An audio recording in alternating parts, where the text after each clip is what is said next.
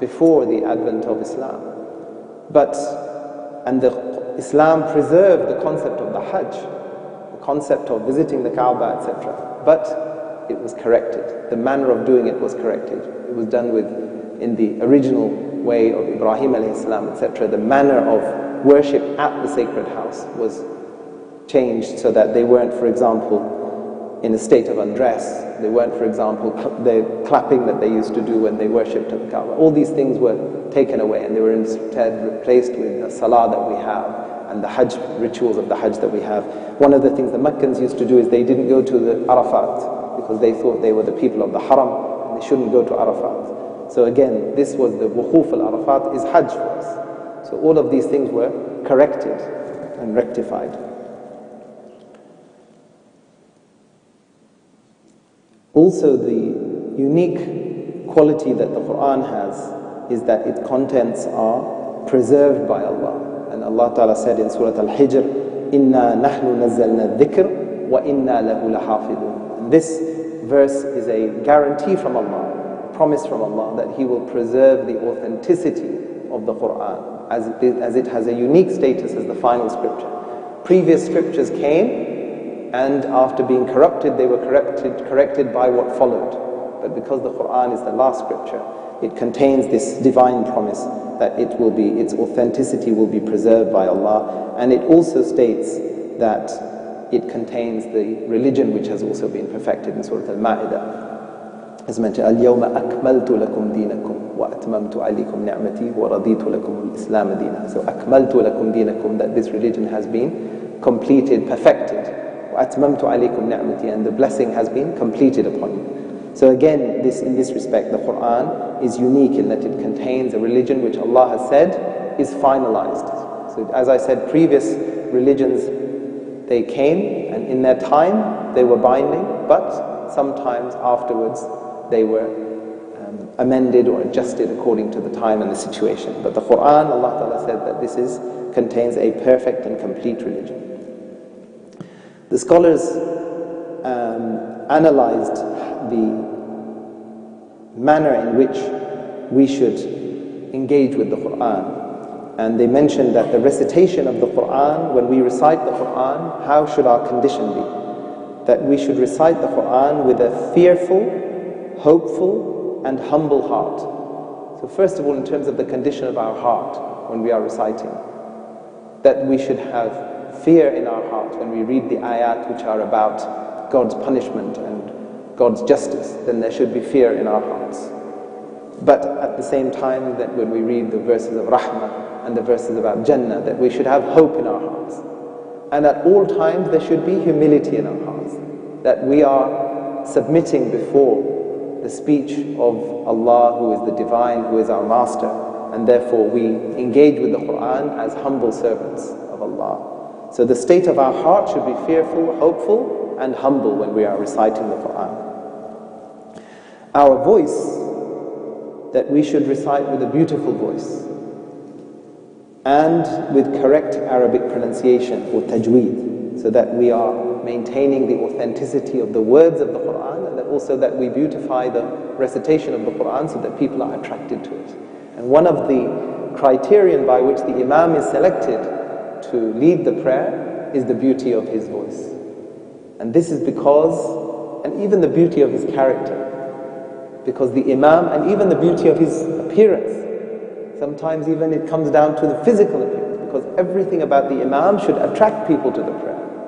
So if his manners are harsh so that people dislike him, or if his appearance is unsightly, and I don't mean this as a form of discrimination or prejudice, but that this is something that these qualities are used to select an Imam so that the people are attracted towards the prayer. So if he has a voice which is more attractive, then this will bring people towards the prayer. When they hear the recitation of the Quran, they will come towards the prayer.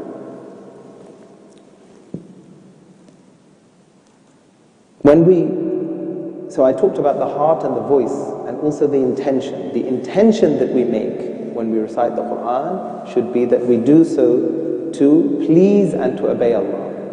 That while reciting the Quran, our intention is that we please Allah. And this is the case with all of our ibadah, that it should not be for the sake of people, but for the sake of Allah, that we want to please Him. When we recite, it shouldn't be recited so quickly that the meaning of the Quran cannot be reflected upon. So we should recite in a manner which is measured so that we can reflect upon it and allow the Quran to affect us. If we are reciting so quickly that we are not aware of what we're reading, then the Quran will not affect us. So it should be in a measured speed. And recitation at night and at dawn is particularly encouraged. And at that time, one is free from worldly distractions. So the nighttime recitation, Sayyidina Osman radiallahu ta'ala, who was very well known, the narrations about him that he would recite at night, and many of the pious predecessors that they would recite the Quran at night because they were free from distraction. So they did ibadah when they had nothing else to compete with their devotion or their commitment. They would free themselves of all their worldly duties and responsibilities, and at night, in the quiet and the stillness of the night, then they would sit down with the Quran and listen to the words of Allah. When they recite, they're communicating with Allah. What does Allah have to say to me? And allowing that to affect them without distraction. So the nighttime and also the dawn as well, early morning. And we are told in the Quran, Al-Fajr kana mashhuda, in Surah Bani Israel, that the Quran which is recited at the Fajr time is witnessed by angels. And one of the interpretations of this is that Quran al-Fajr is the Fajr prayer itself.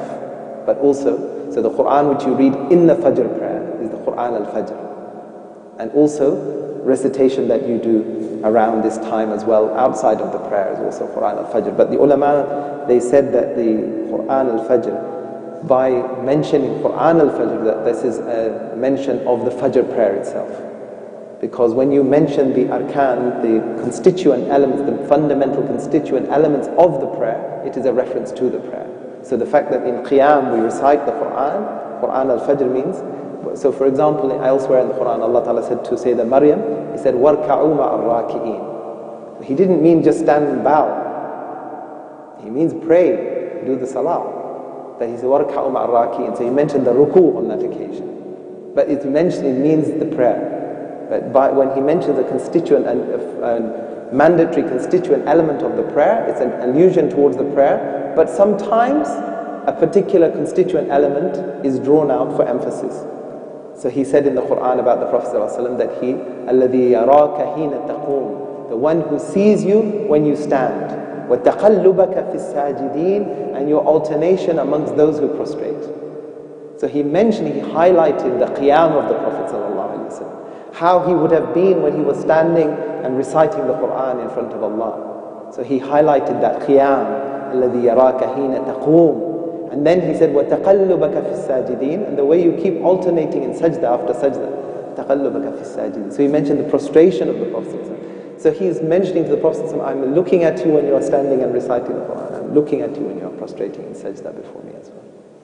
So He means I'm looking at your prayer, but He's highlighting the constituent elements of the prayer here.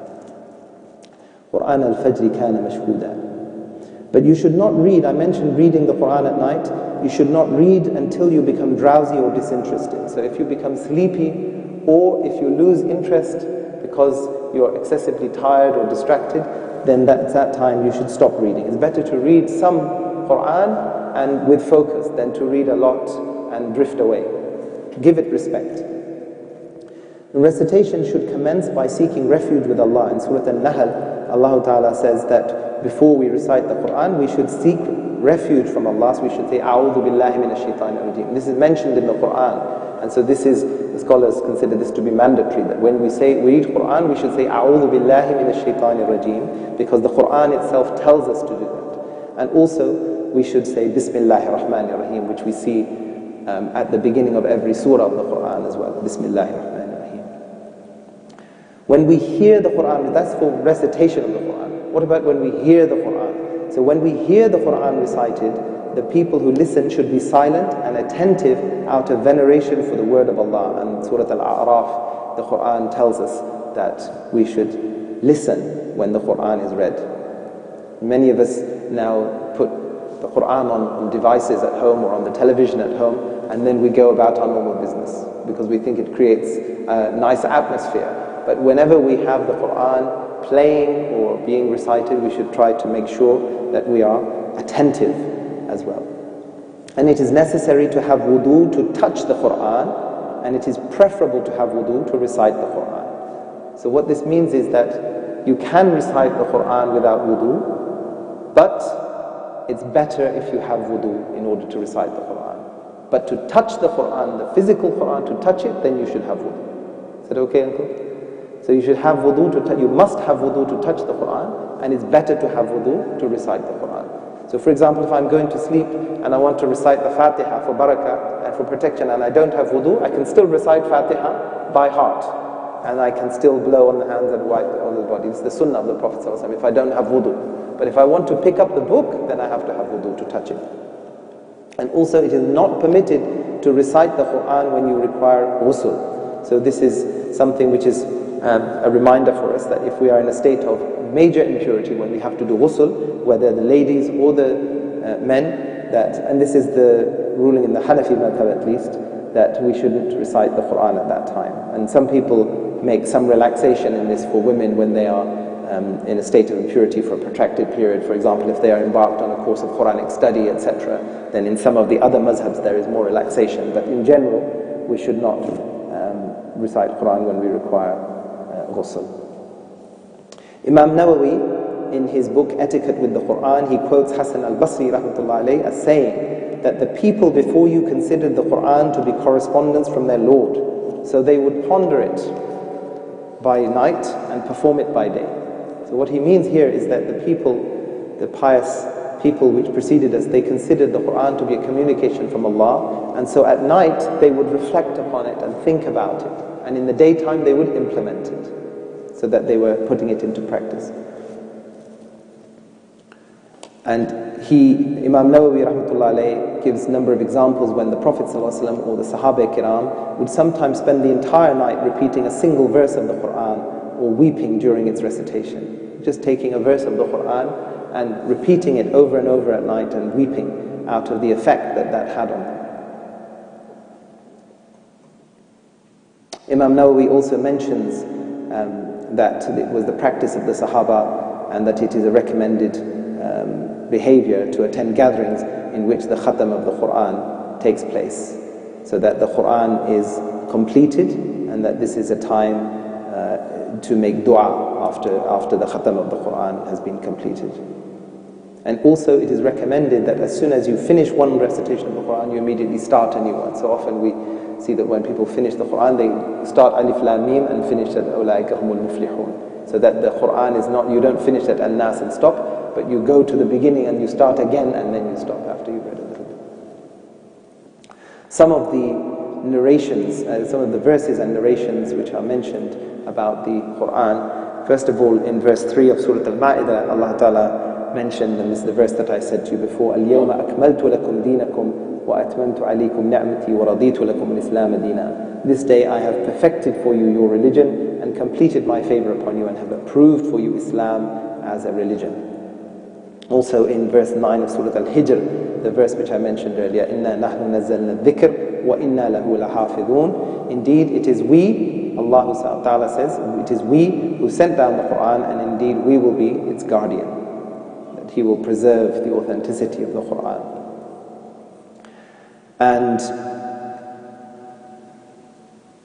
in Surah Al-Mu'minun, He said that the believers are those who, when Allah's name is mentioned, their hearts become fearful, and when His verses are recited to them, it increases them in faith, and upon their Lord they rely.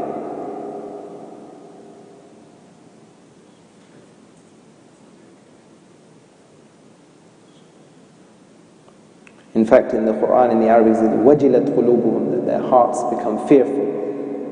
And وَإِذَا تُلِيَتْ عَلَيْهِمْ آيَاتِهِ زَادَتْهُمْ إِيمَانًا. Then when His verses are recited to them, it increases them in faith. So when we listen to the Quran, if we are believers, al-mu'minun, Allah Ta'ala defines believers in Surah Al-Mu'minun. He says that they are people whose hearts become fearful when Allah's name is mentioned. And when His verses are recited to them, it increases them in faith and they rely upon their Lord.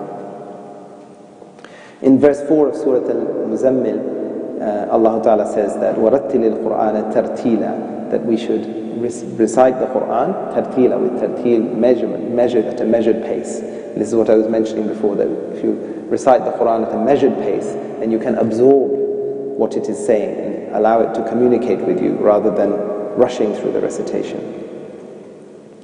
And in Surah Al-Qamar, I think it is chapter 54, verse 70, وَلَقَدْ يَسَّرْنَا الْقُرْآنَ لِلذِّكْرِ فَهَلْ مِن مُدَّكِرٍ. We have certainly made the Quran easy for remembrance, so is there any who will remember? So Allah Ta'ala mentions that the Quran is something that is easy to memorize as well. So you see, we have this tradition of the Huffaz who preserve the Quran.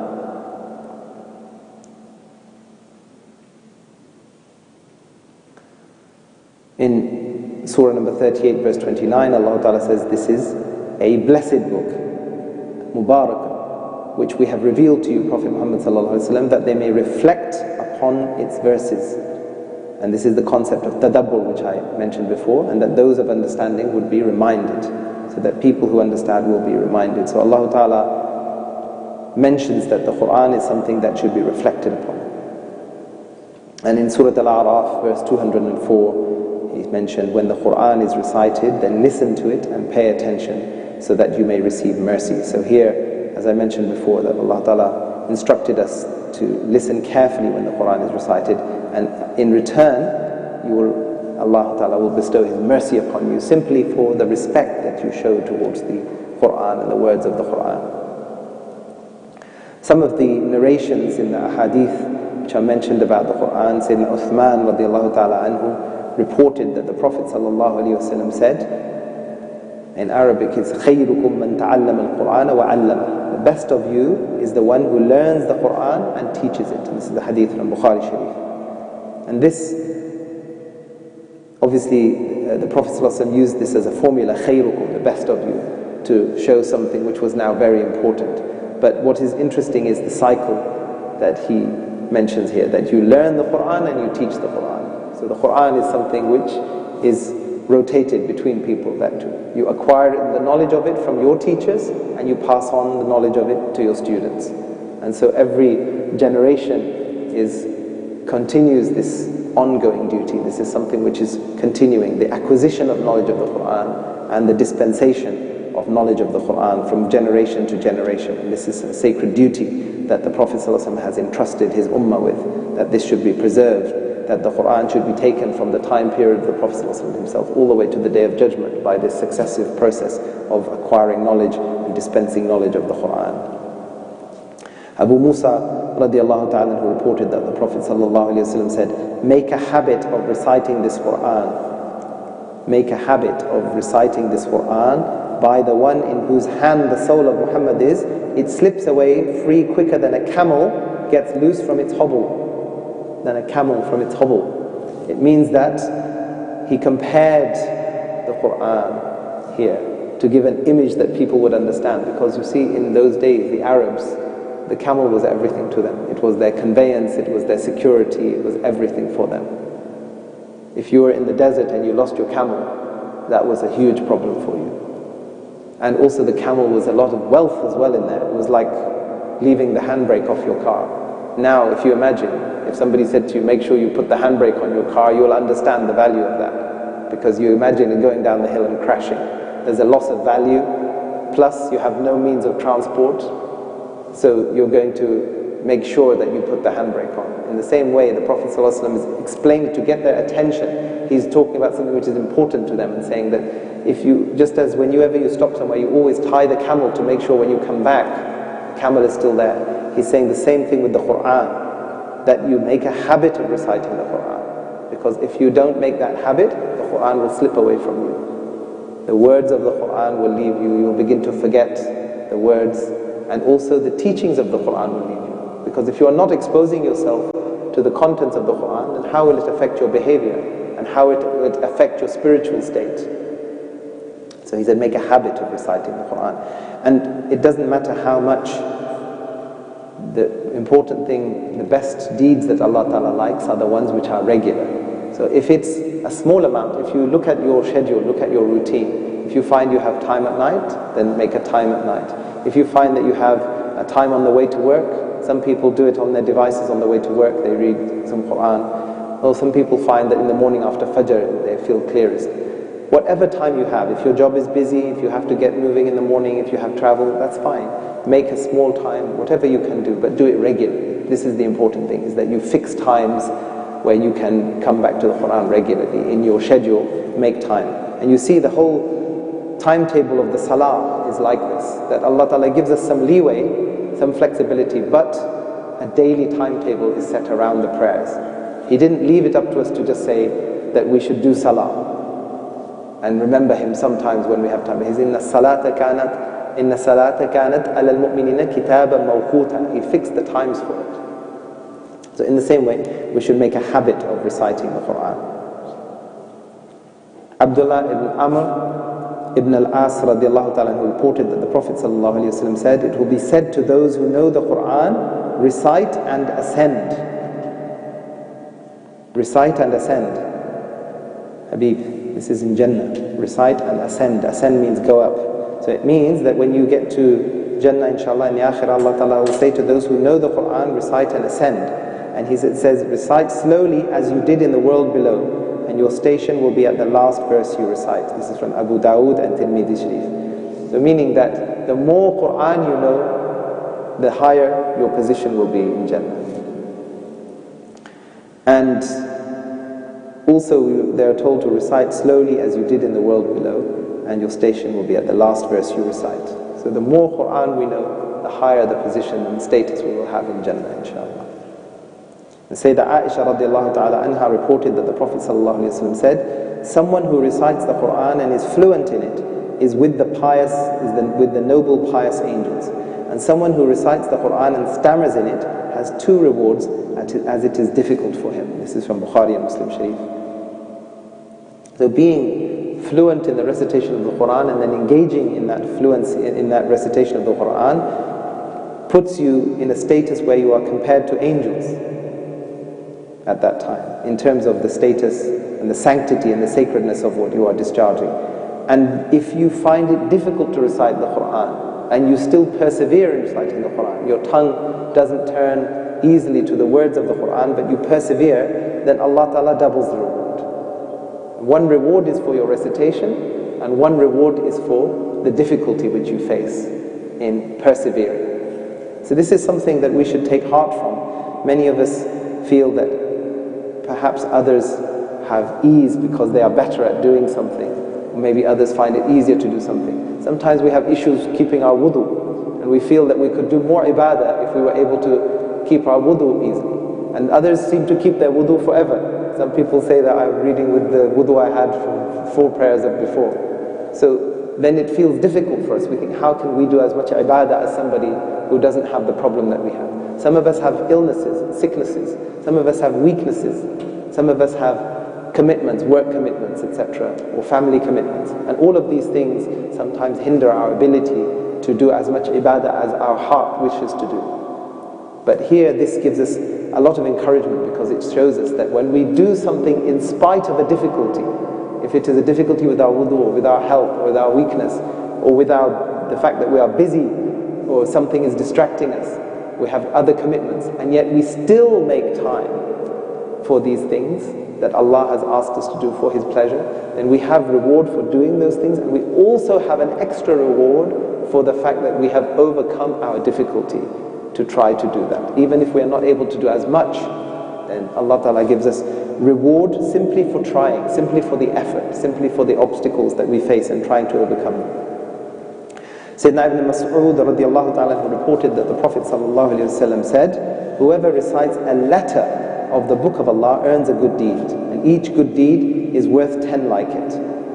And he said, I do not say that alif, lam, mim is one letter, but that alif is a letter, lam is a letter, mim is a letter. So here we are told that we can earn rewards from Allah simply by the recitation of the Quran, so abundantly that Allah Ta'ala gives 10 rewards for every letter which is recited. Which shows us that even a small surah of the Quran, if we recite it, that in itself is many, many rewards, because every letter carries a reward. And the Prophet ﷺ gave an excellent example here for us, that alif, lam, mim, that even that, Allah Ta'ala will give rewards separately for each letter, alif, for lam, and for mim. And this example is particularly relevant because these are letters that we do not know the meaning of. So even when we recite letters such as this, where we do not know the meaning of those letters, where they do not even constitute a word which we can say the meaning of, then Allah still gives us the reward, 10 rewards for each letter, even where we don't know the meaning of the underlying letters, simply for the recitation.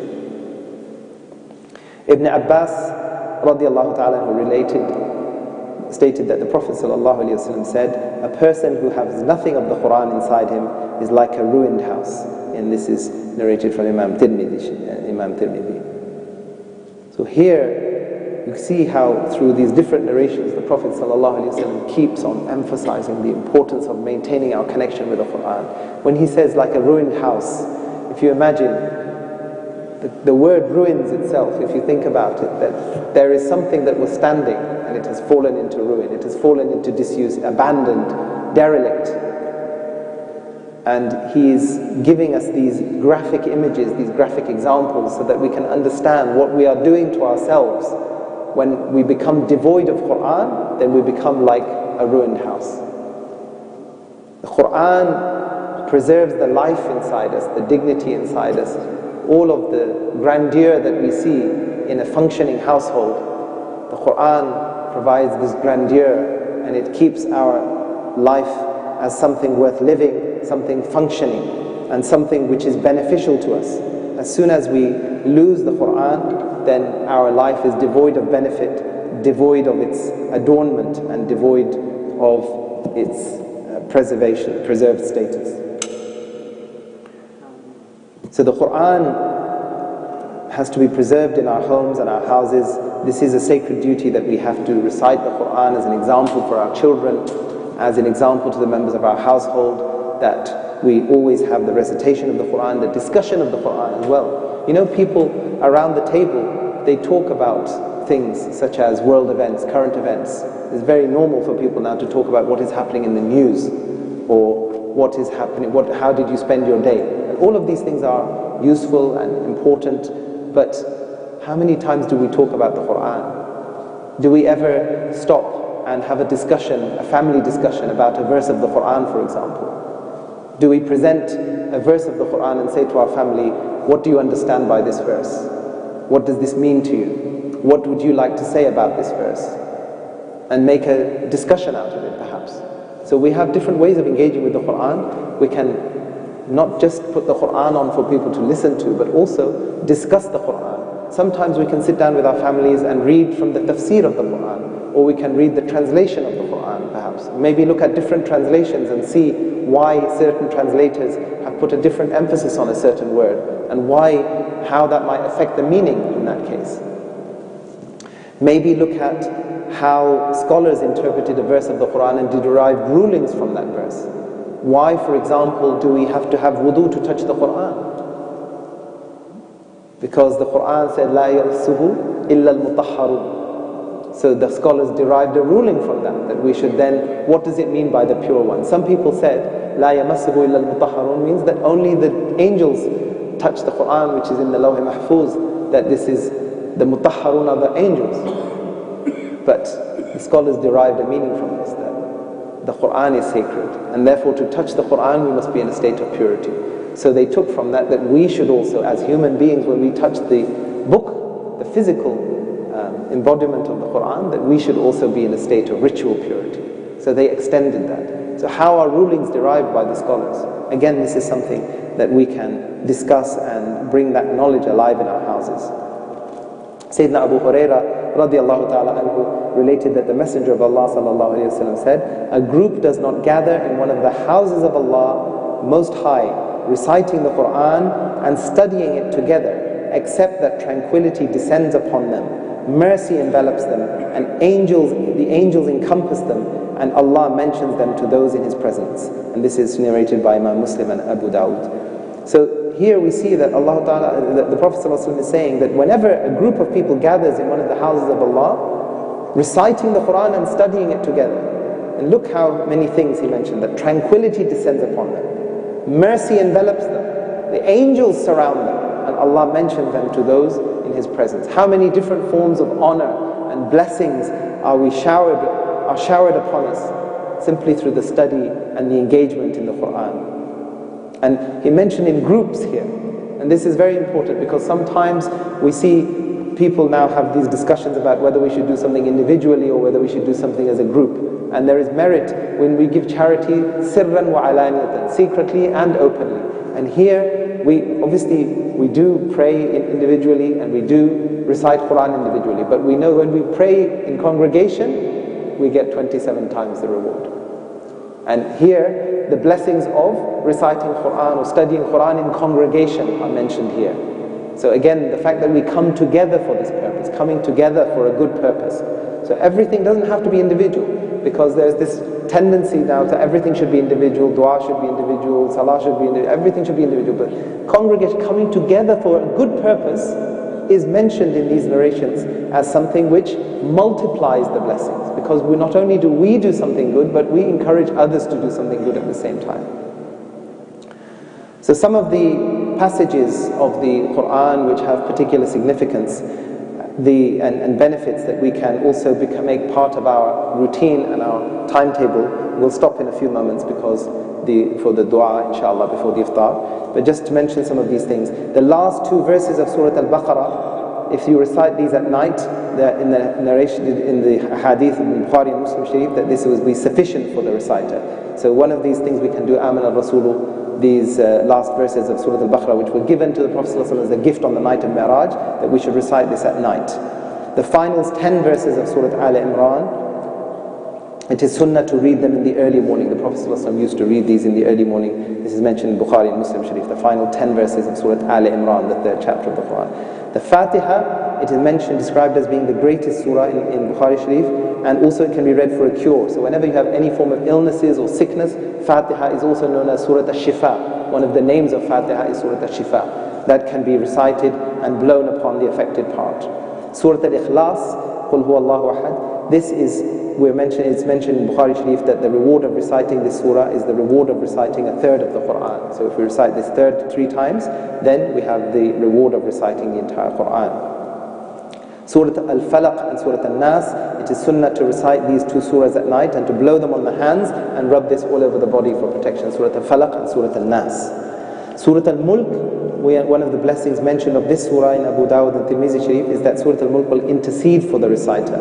And sometimes this is also mentioned as a surah which protects from the adhab of the qabr, the adhab of the grave, Surah Al-Mulk. Surah Al-Kahf, we should memorize the first 10 verses at least and recite them on Friday or the whole surah.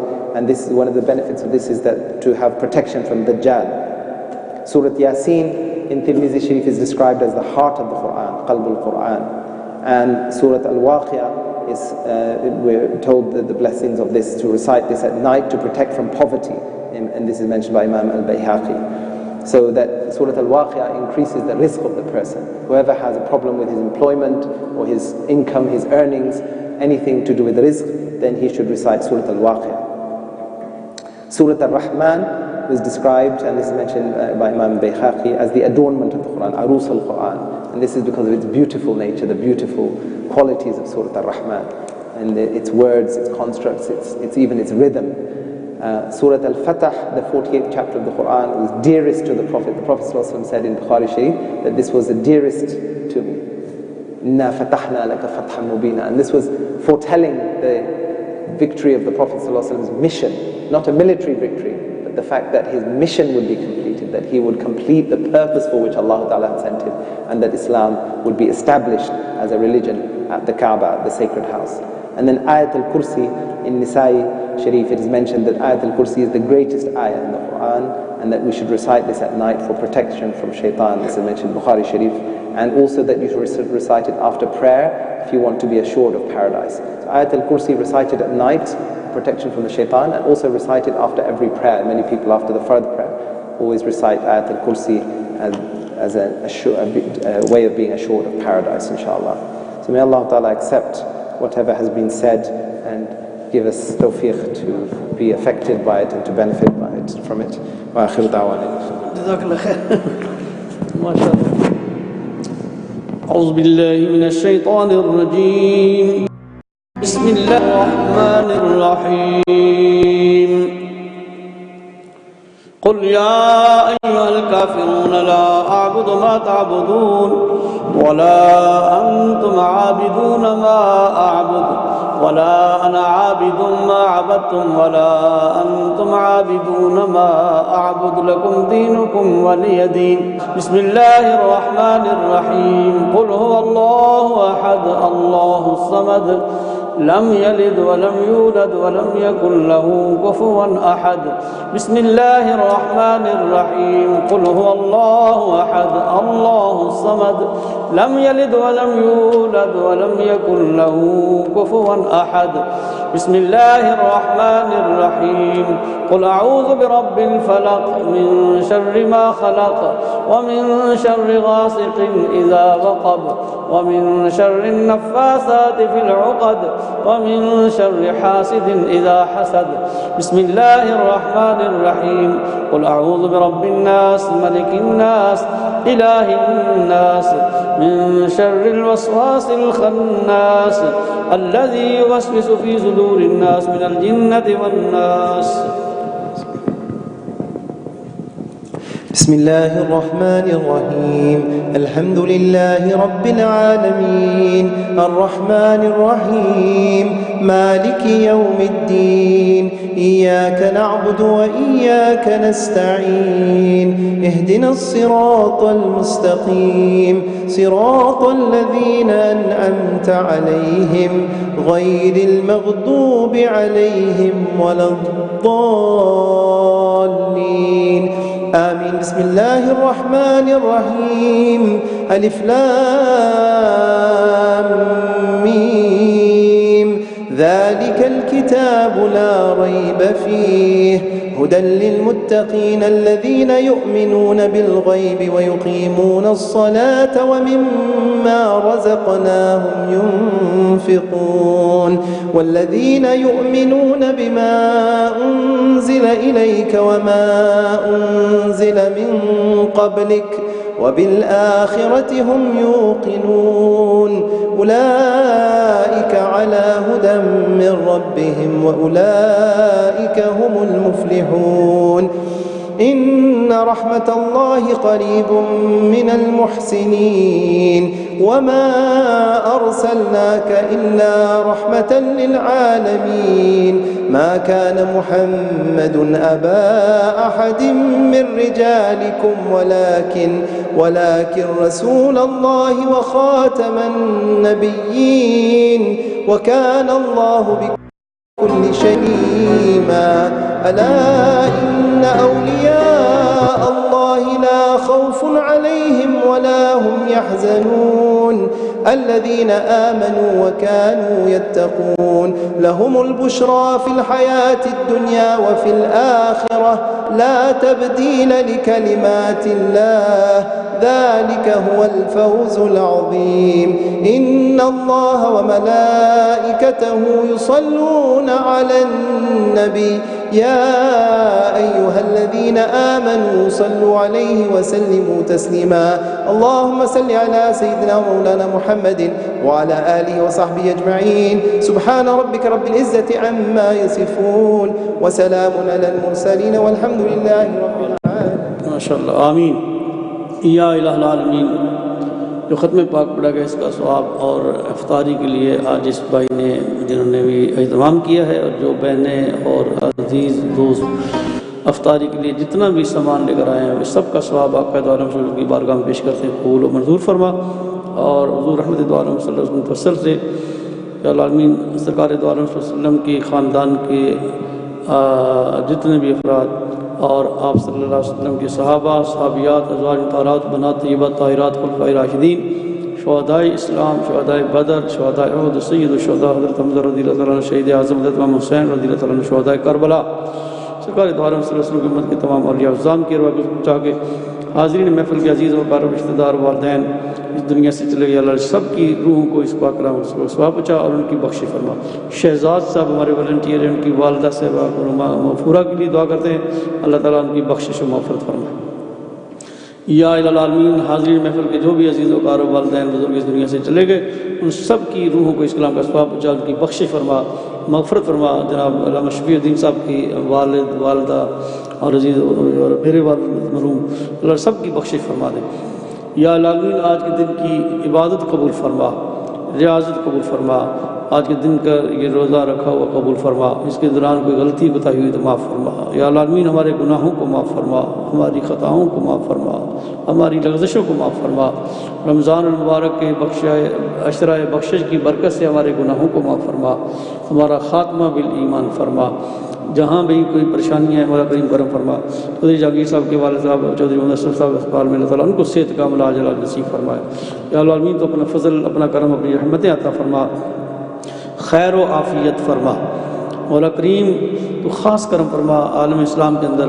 और हम दुआ गो हैं आज जितने भी volunteer हैं जनाब सुलेमान शाह साहब के साथ, फ़िक़ार साहब के साथ, उन सब के लिए अल्लाह तबारक व तआला हमारी सिस्टर जो भी वॉलंटियर हैं इन सब के घरों में अल्लाह ताला बरकत अता फरमाए, खैर व आफ़ियत फरमाए, फ़ज़ल व करम फरमाए। अल्लाहुम्मा रब्बना तक़ब्बल मिन्ना इन्नका अंतस समीउल अलीम व तुब अलैना या मौलाना इन्नका अंतत तव्वाबुर रहीम। व सल्लल्लाहु तआला अला खैरि खल्क़िही मुहम्मद व अला आलिहि व अस्हाबिहि अजमईन बिरहमतिका या अरहमर राहिमीन। अल्लाहुम्मा इन्नी लका सुमतु व बिका आमनतु व अलैका तवक्कलतु व अला रिज़्क़िका अफ़्तरतु नवैतु सुन्नतल इतिक़ाफ़। बिस्मिल्लाह। اللهم إني لك صمت وبك آمنت وعليك توكلت وعلى رزقك أفطر.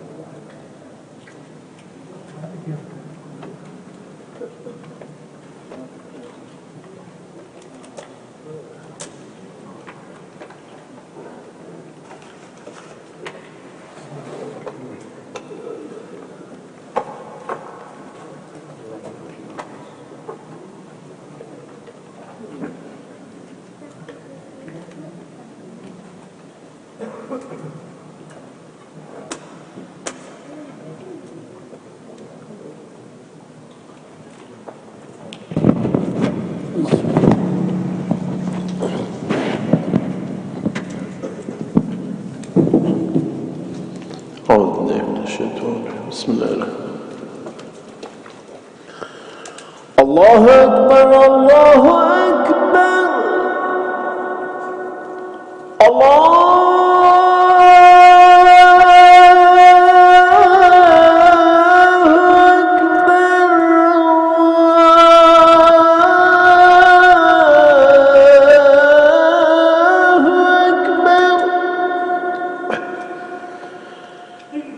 أشهد أن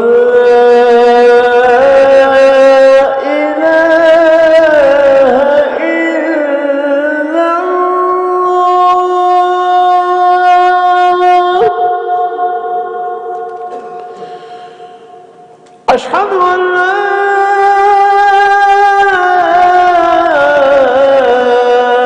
إله إلا الله.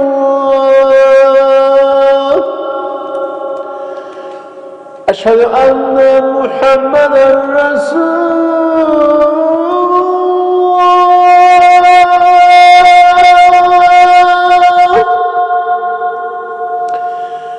أشهد أن محمدا رسول الله.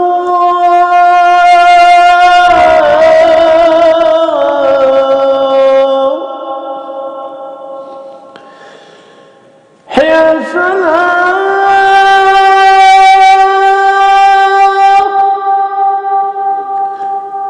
حي على الصلاة.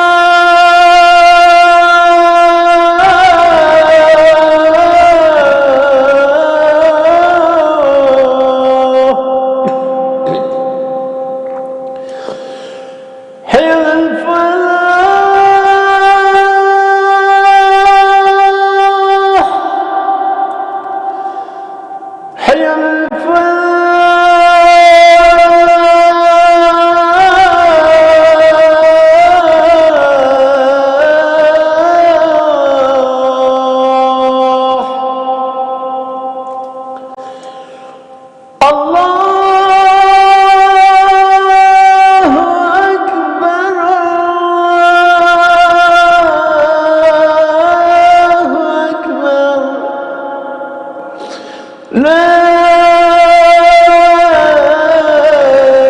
إله إلا الله. لا إله إلا الله محمد رسول الله. اللهم رب هذه الدعوة التامة والصلاة القائمة عن سيدنا محمد الوسيلة والفضيلة والدرجة الرفيعة وبعث مقاما محمودا الذي وعدته وارزقنا شفاعة يوم القيامة إنك لا تخلف الميعاد برحمتك يا أرحم الراحمين. اللهم صل على سيدنا ونبينا محمد وعلى آل سيدنا ونبينا محمد صلى الله عليه وسلم.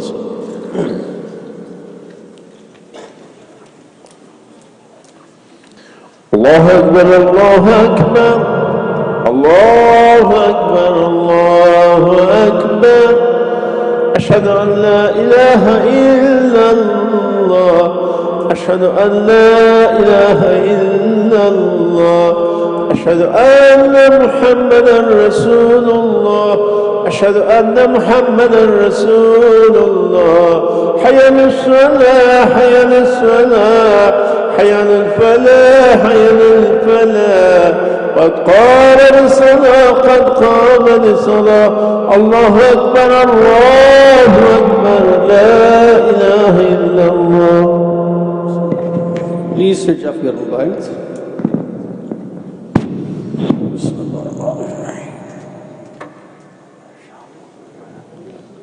الله أكبر.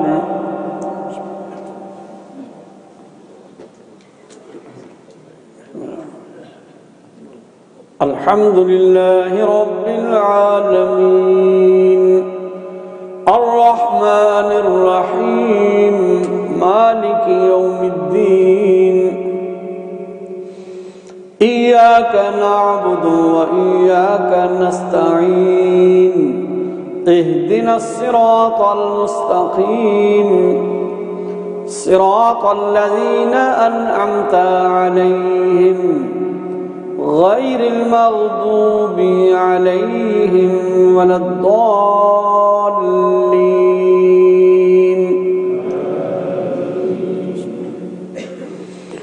ألهاكم التكاثر حتى زرتم المقابر. كلا سوف تعلمون ثم كلا سوف تعلمون.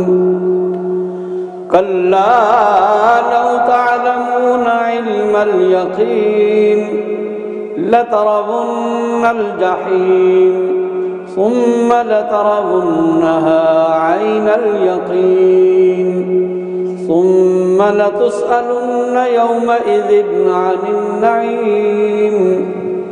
الله أكبر.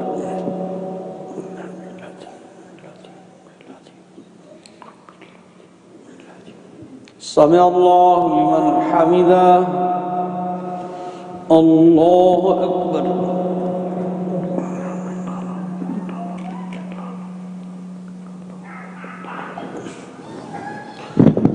الله أكبر. الله أكبر.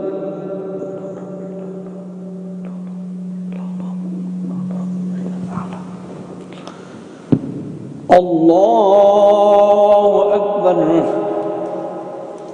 الحمد لله رب العالمين الرحمن الرحيم مالك يوم الدين. إياك نعبد وإياك نستعين. اهدنا الصراط المستقيم صراط الذين أنعمت عليهم غير المغضوب عليهم ولا الضالين.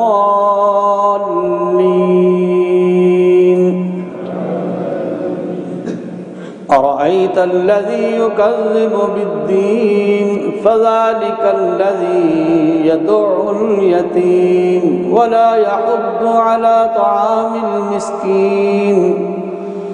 فويل للمصلين الذين هم عن صلاتهم ساهون الذين هم يراءون ويمنعون الماعون. الله أكبر.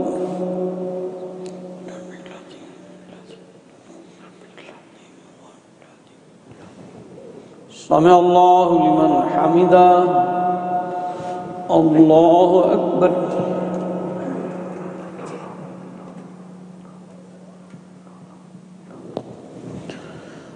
الله أكبر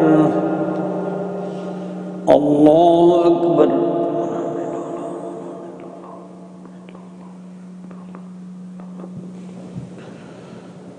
الله أكبر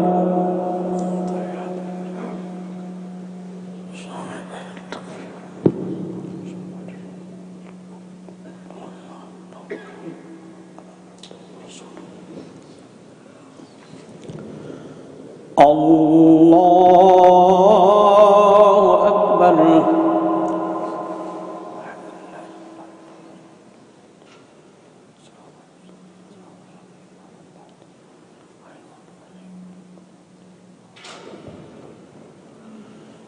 الله أكبر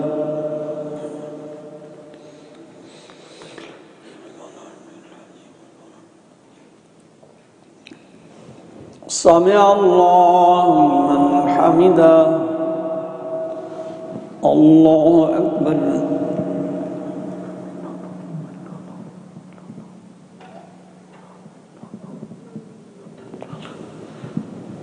الله أكبر الله أكبر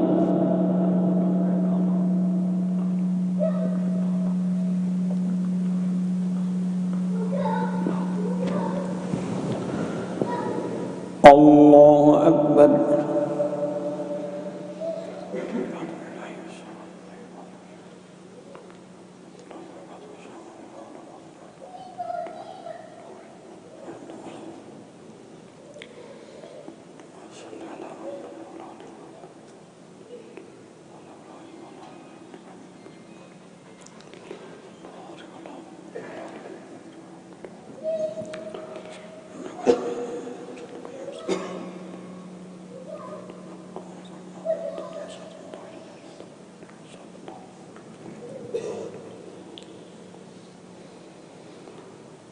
السلام عليكم ورحمة الله السلام عليكم ورحمة الله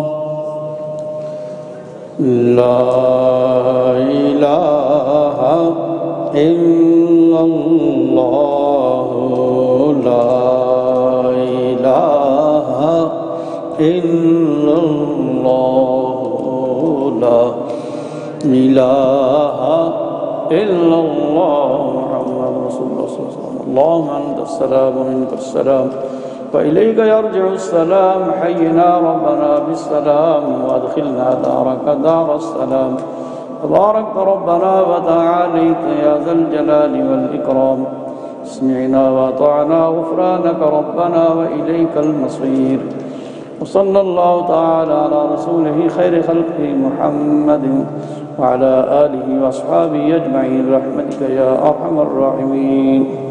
Inshallah, food will be served after minute prayer. Please pray 2 rakah sunnah and 2 rakah nafal. रोटी की तरफ चले गए भाग गए को गल करना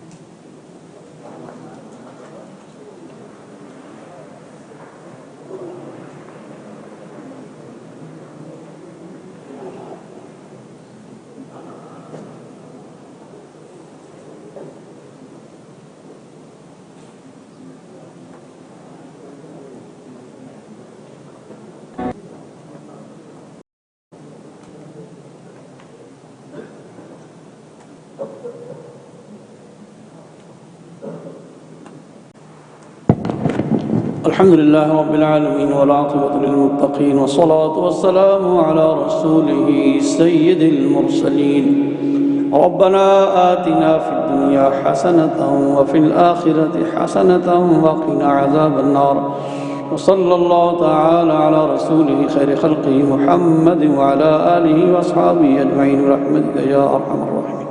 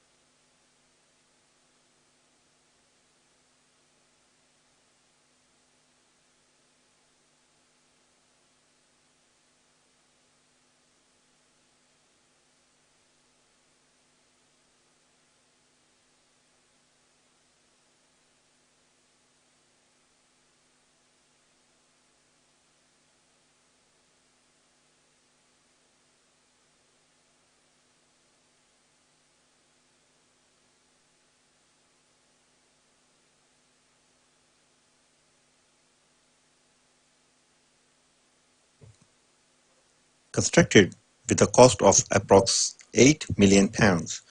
This spacious mosque is a symbol of Islamic heritage and the identity of Muslims living in Europe. In this 5-floor mosque, a part of floor reserved for parking, mortuary and funeral services, one particular floor is dedicated for ladies. There is a capacity of approx 5,000 prayers in the mosque. On the holy occasion of Eid al-Fitr and Eid al-Adha, in approx 6 back-to-back Jamaats, this mosque facilitates approx 25,000 to 30,000 prayers to perform Salah. By paying the great contribution to construct the mosque, the Harrow and its surrounding settled Muslims proved their endless love and respect with Islam. Same way, in the order to run the system and administration, the older women and gentlemen, a large number of young pupils, girls, boys, as trustee and volunteers produce their service and win the heart of visitors. Like the other Islamic occasions, the holy month of Ramadan, trustees and volunteers stay tuned by day and night to serve the thousands of prayers tirelessly and blessings, but also offers practical patterns of Islamic tradition. In the month of Ramadan, Harrow Central Mosque arrangement for iftar meal and dinner for all prayers. The arrangements of every day approx 300 to 500 prayers meal is not only show the managers and generosity by the tirelessly hard work by trustees and volunteers, also show their traditional hospitality. In the addition to increasing the number of Muslims, the lack of organized funeral service in the region was severely felt. Great to Harrow Mosque. They built mortuary and started funeral service as well. Harrow Central Mosque is now offering donation-based free mortuary and funeral service. On the sad moments of loss of their loved ones, the family doesn't have to worry about the fixed bill in account of mortuary. Referring to their convenience, they can pay donation according to their status. Harrow Central Mosque offers other services as LARAB, Life Adult Education, education for the adults, facility hire for nikah, wedding, charity or other events. Big hall at ground floor with kitchen facilities is for hire. Noor Madrasa, where kids gain the education of Quran and Sunnah as well as their school tuition. The Islamic library and tuition center make it different from the others. In the addition to the current loan on the mosque, to run all arrangements of the mosque, a considerable amount is required every month. To complete the pending projects, Harrow Central Mosque need your help.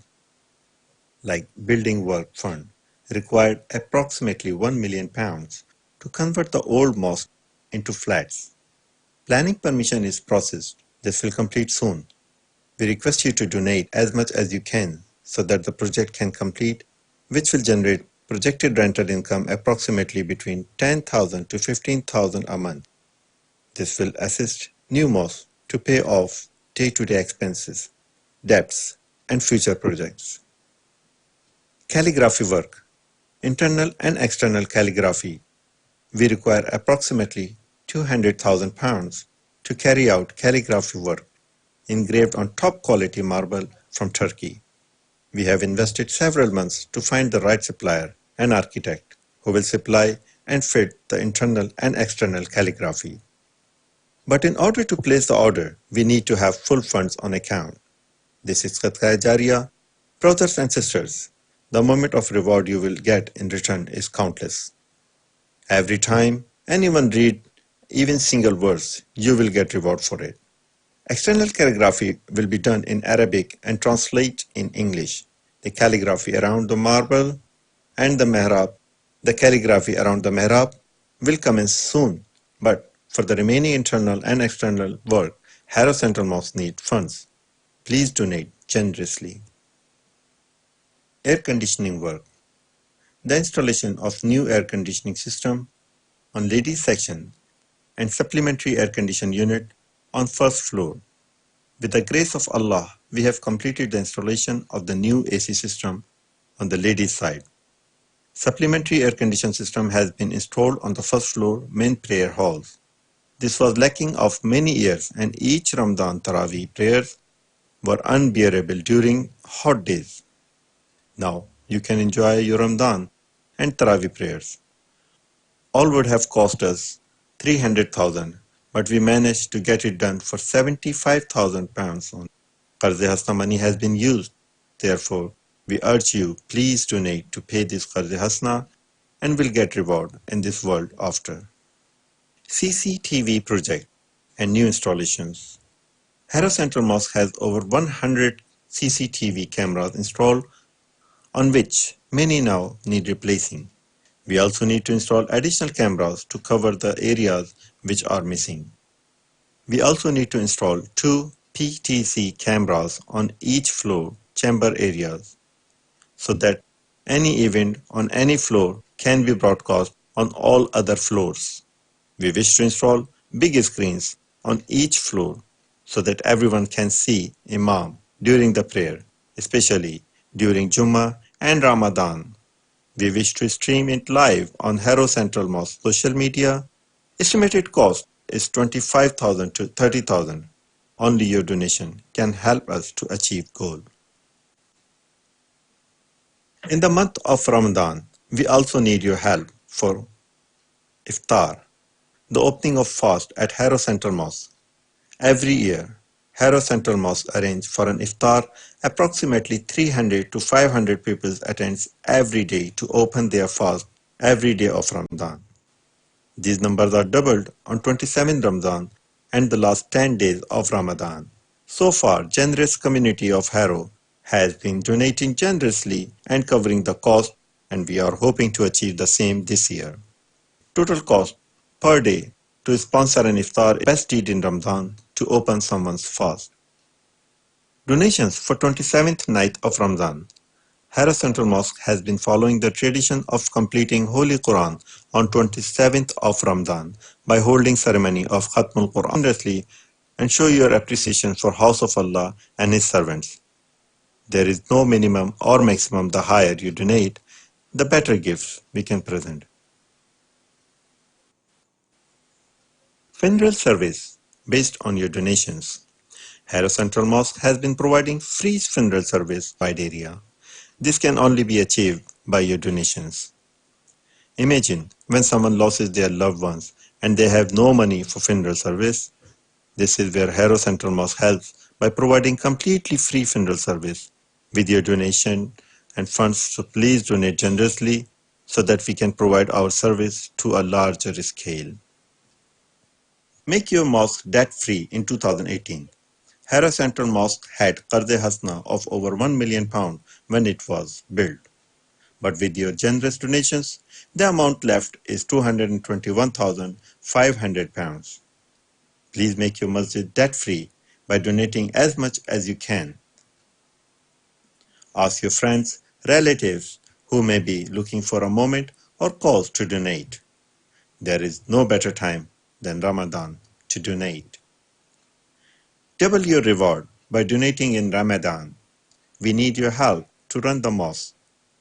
Harrow Central Mosque, your masjid. Jazakallah. Harrow Central Mosque London is one of the biggest mosques in Europe. Constructed with a cost of approx £8 million. This spacious mosque is a symbol of Islamic heritage and the identity of Muslims living in Europe. In this 5-floor mosque, a part of floor reserved for parking, mortuary and funeral services. One particular floor is dedicated for ladies. There is a capacity of approx 5,000 prayers in the mosque. On the holy occasion of Eid al-Fitr and Eid al-Adha, in approx 6 back-to-back Jamaats, this mosque facilitates approx 25,000 to 30,000 prayers to perform Salah. By paying the great contribution to construct the mosque, the Harrow and its surrounding settled Muslims proved their endless love and respect with Islam. Same way, in the order to run the system and administration, the older women and gentlemen, a large number of young pupils, girls, boys, as trustee and volunteers produce their service and win the heart of visitors tirelessly. Approx 300 to 500 prayers meal is not only show the managers and generosity by the tirelessly hard work by trustees and volunteers, also show their traditional hospitality. In addition to increasing the number of Muslims, the lack of organized funeral service in the region was severely felt. Great to Harrow Mosque. They built mortuary and started field service as well. Harrow Central Mosque is now offering donation-based free mortuary and funeral service. On the sad moments of loss of their loved ones, the family doesn't have to worry about the fixed bill in account of mortuary.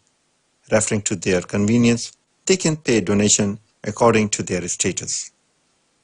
Harrow Central Mosque offers other services as LARAB, Life Adult Education, education for the adults, facility hire for nikah, wedding, charity or other events. Big hall at ground floor with kitchen facilities is for hire. Noor Madrasa, where kids gain the education of Quran and Sunnah as well as their school tuition. The Islamic library and tuition center make it different from the other. To convert old mosque into flats, planning permission is processed. This will complete soon. We request you to donate as much as you can so that the project expenses, debts, and future projects. Calligraphy work, internal and external calligraphy.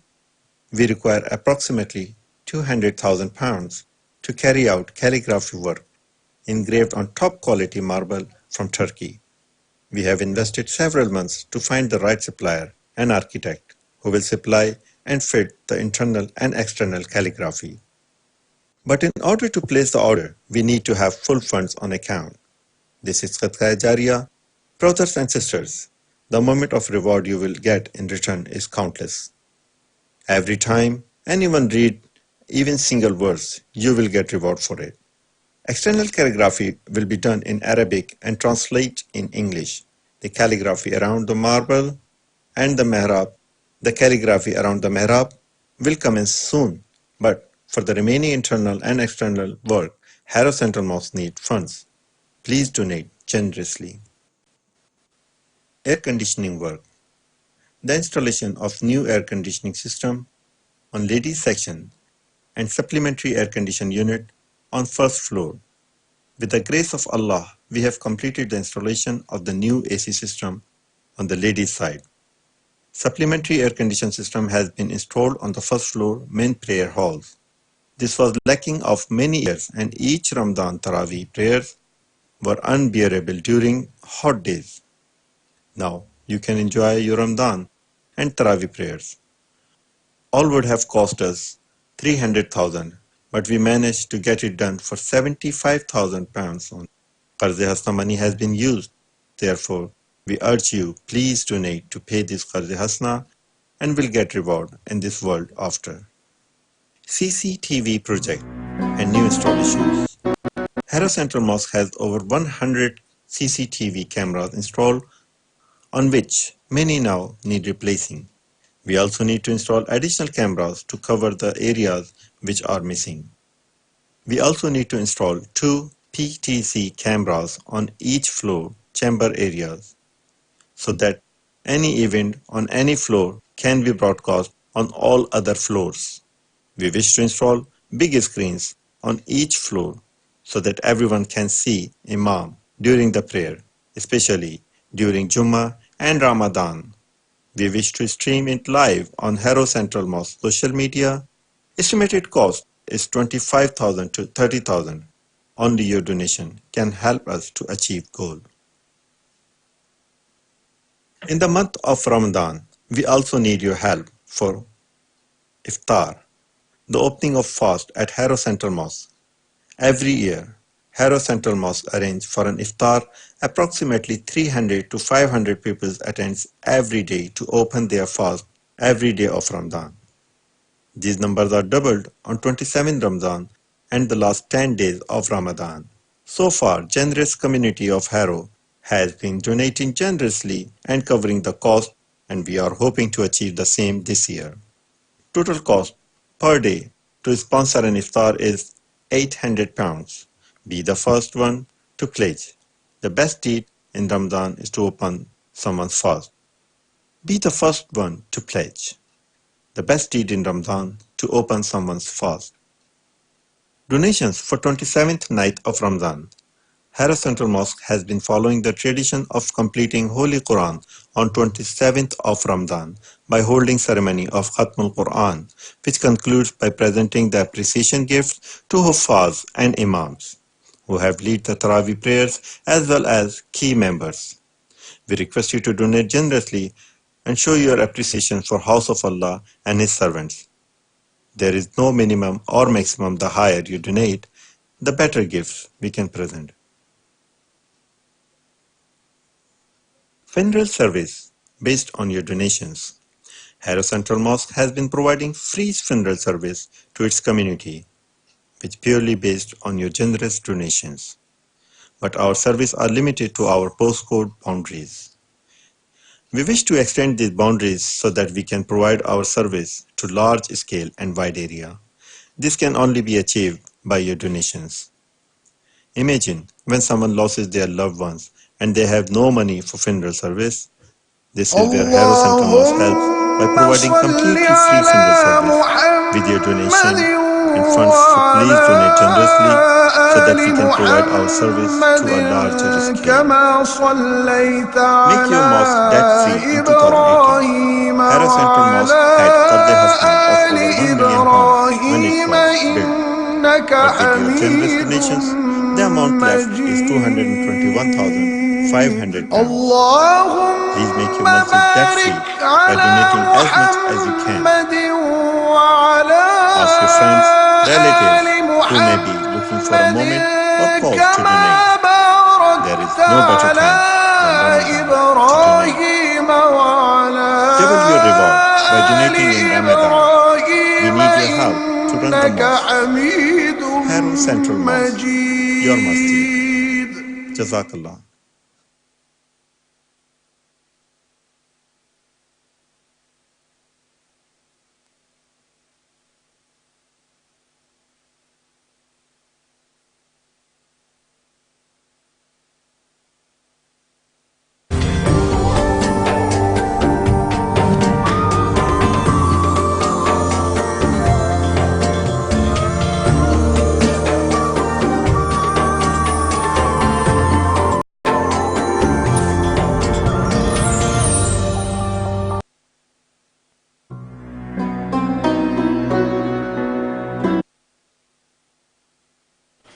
अस्सलाम वालेकुम।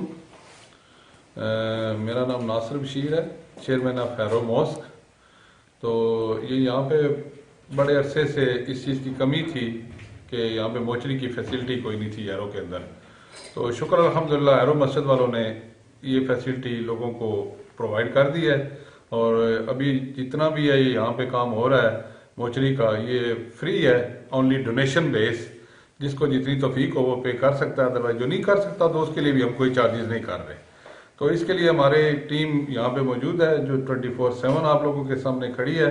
जब भी आप telephone करें इंशाल्लाह ये आपको answer करेंगे और आपकी खिदमत करके हमें फ़ख्र महसूस होगा, ताकि हम अपनी कम्युनिटी को एक अच्छे तरीके से, जब ये आखिरी मकाम है तो इसके लिए भी अच्छे तरीके से लोगों को अकोमोडेट कर सकें। मेरा नाम है जहांगीर असलम चौधरी और मैं हैरो सेंट्रल मॉस्क का जनरल सेक्रेटरी हूँ। जैसा कि आप पीछे देख रहे हैं मोटरी लिखा हुआ है। हैरो मस्जिद माशाल्लाह आपने देखा है ये सबसे बड़ी मस्जिद है हमारे यूके की और इसमें सबसे ज़्यादा कमी थी मोटरी की। तो इस चीज़ की बहुत शिद्दत से कमी महसूस की जा रही थी, लेकिन अल्हम्दुलिल्लाह अल्लाह की बड़ी मेहरबानी के साथ आप देखेंगे कि हमारी मोटरी सर्विस शुरू हो चुकी है और हमने अब तक काफ़ी जनाजे किए हैं, बुज़ुर्गों के, यंग लोगों के और बच्चों के भी, और A1 जो हम सर्विस दे रहे हैं। और सबसे बड़ी बात यह है कि ये हैरो में अल्हम्दुलिल्लाह 35,000 मुस्लिम कम्युनिटी है और ये सर्विस बिल्कुल completely free donation based service है। सो जो लोग अपनी तरफ से सबीलल्लाह देना चाहें वो दे सकते हैं, जो नहीं भी दे सकते तो इन सब के लिए ये सर्विस है। तो ये हम सब हैरो मॉस्क और हैरो कम्युनिटी के लिए बहुत ज़्यादा फ़ख्र की बात है।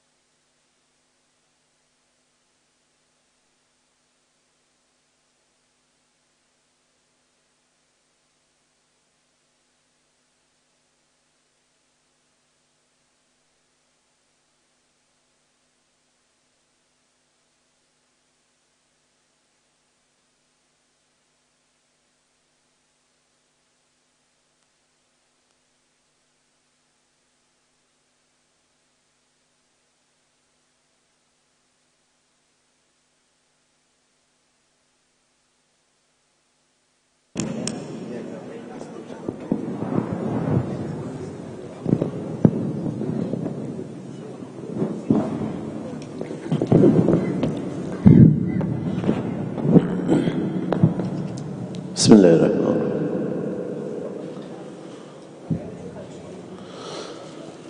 الله أكبر الله أكبر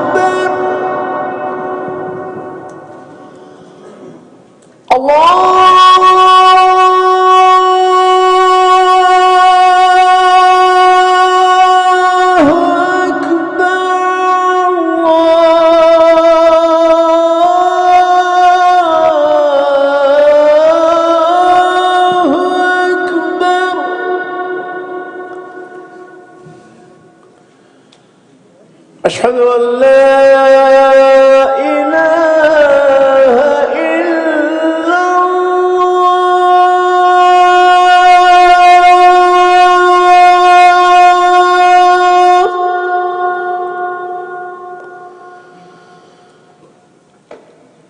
أشهد أن لا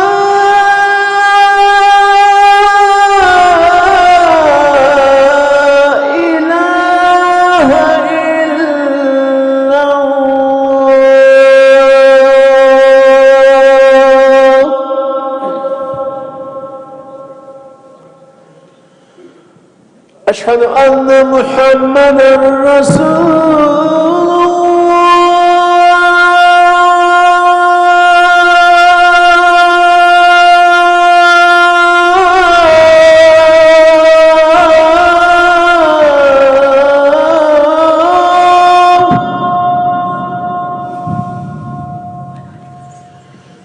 أشهد أن محمدًا رسول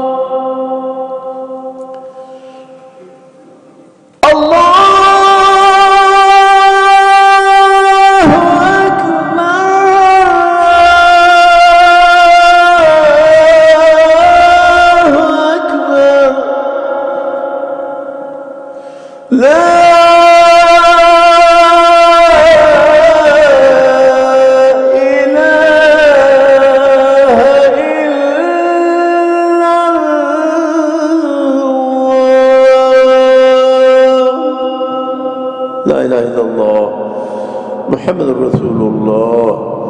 اللهم رب هذه الدعوة التامة والصلاة القائمة آت سيدنا محمد الوسيلة والفضيلة والدرجة الرفيعة وبأس مقاما محمودا الذي وعدته وارزقنا شفاءة يوم القيامة إنك لا تخلف الميعاد برحمتك يا أرحم الراحمين. اللهم صل على سيدنا ونبينا محمد وعلى آل سيدنا ونبينا محمد صلى الله عليه وسلم.